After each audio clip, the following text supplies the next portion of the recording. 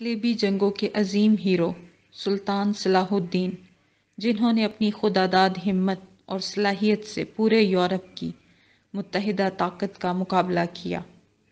1137 میں قلعہ تکریت میں پیدا ہوئے۔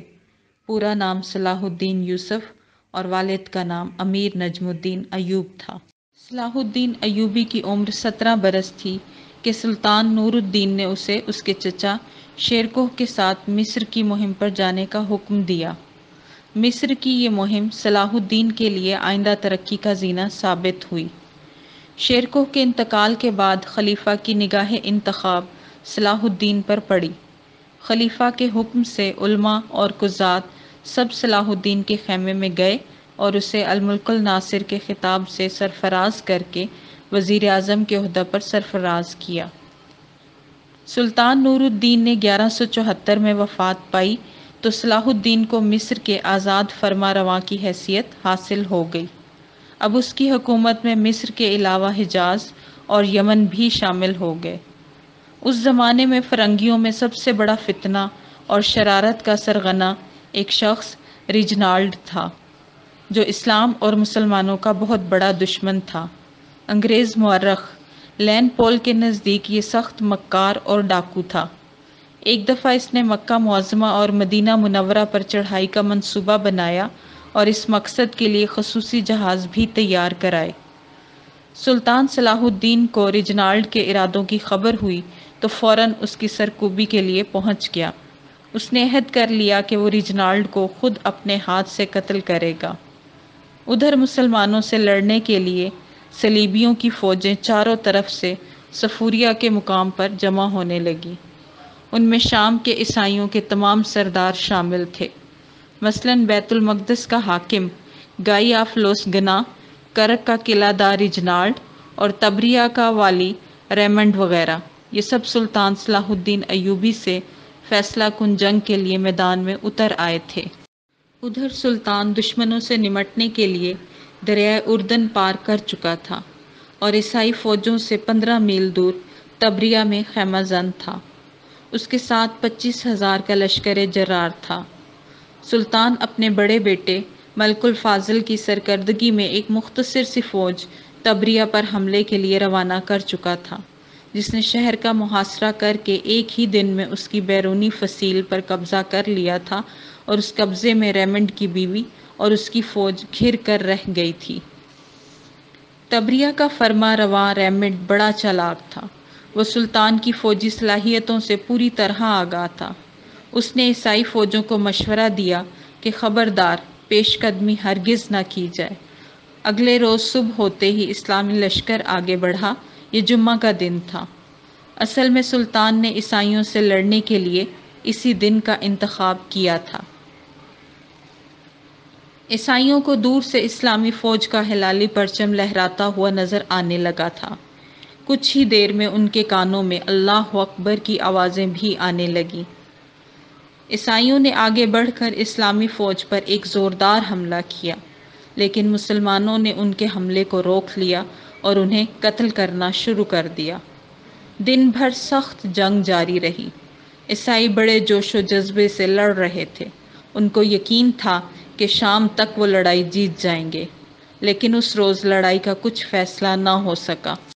دوسرے روز پھر گھمسان کی لڑائی ہوئی۔ مسلمانوں نے اس قدر جوش سے حملہ کیا کہ دشمن کے صلیبی لشکر میں افراتفری پھیل گئی۔ ریمنڈ نے یہ صورتحال دیکھی تو چپکے سے اپنا فوجی دستہ لے کر ساحل کی طرف فرار ہو گیا۔ دوپہر تک جنگ کا فیصلہ ہو چکا تھا۔ اب عیسائی سمٹ کر ایک ٹیلے پر جمع ہو گئے۔ مسلمانوں نے چاروں طرف سے ان پر حملہ کر دیا۔ آخر عیسائیوں نے ہتھیار ڈال دیے۔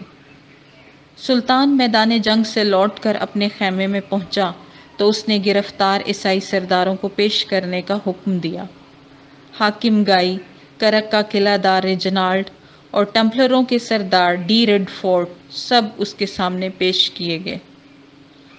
سلطان صلاح الدین گائی کے ساتھ بہت عزت کے ساتھ پیش آیا۔ اسے شربت کا گلاس پیش کیا۔ گائی نے 2-3 گھونٹ پی کر گلاس ریجنالڈ کی طرف بڑھا دیا۔ ریجنالڈ ایک ہی سانس میں تمام شربت پی گیا۔ دوپہر کو ان قیدیوں کو ایک علیحدہ خیمے میں کھانا کھلایا گیا۔ کھانے کے بعد سلطان نے ریجنالڈ کو پھر اپنے خیمے میں طلب کیا اور اسے وہ گستاخانہ الفاظ یاد دلائے جو اس نے اسلام اور پیغمبر اسلام کے بارے میں حاجیوں کا قافلہ لوٹتے وقت کہے تھے۔ پھر سلطان نے ایک ہی وار میں اسے موت کے گھاٹ اتار دیا اور کہا، میں ہوں رسول اللہ صلی اللہ علیہ وآلہ وسلم کی ناموس کا محافظ۔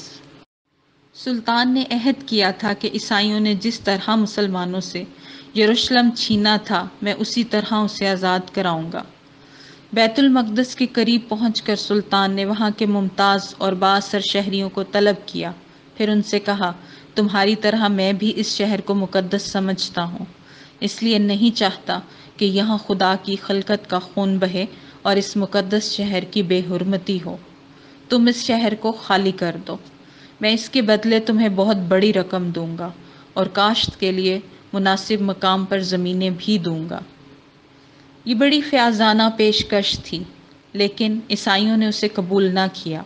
ان کا خیال تھا کہ ہم لڑ کر اس شہر کو بچا لیں گے۔ اس ہٹ دھرمی پر سلطان نے عہد کیا کہ میں ان لوگوں سے ان ہزاروں مسلمانوں کا انتقام لے کر رہوں گا جنہیں یروشلم پر قبضہ کرتے وقت شہید کیا گیا تھا۔ اس کے بعد سلطان اپنی فوج کو شہر کے مشرقی جانب ایک بلند مقام پر لے آیا۔ یہی وہ جگہ تھی جہاں سے 88 برس پہلے عیسائیوں نے بیت المقدس پر حملہ کیا تھا۔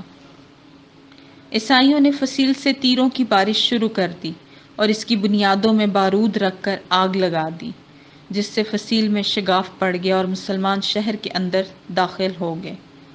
پادریوں اور دوسرے لوگوں نے خدا کے نام پر رحم کی اپیل کی۔ سلطان کو ترس آ گیا اور اس نے شہریوں کو امن و امان کے ساتھ نکل جانے کی اجازت دے دی۔ رخصت کے وقت بے شمار عورتیں سلطان کے پاس آئیں اور کہا، ہم سب وہ بد نصیب عورتیں ہیں جن کے خاوند اور بیٹے سلطان کی قید میں ہیں۔ ہم اس شہر سے ہمیشہ کے لیے رخصت ہو رہے ہیں، آپ ہمارے بیٹوں اور شوہروں کو ہمارے حوالے کر دیں۔ یہ سن کر سلطان نے ان سب کو بھی رہا کرنے کا حکم دیا۔ یہ جمعہ کا مبارک دن تھا۔ آج 88 برس کے بعد مسجد اقصیٰ میں اذان کی آواز گونجی۔ سلطان صلاح الدین اور مسلمان فوج نے مسجد اقصیٰ میں نماز ادا کی۔ مسجد اقصیٰ جو مسلمان نمازیوں کا ایک مدت سے انتظار کر رہی تھی۔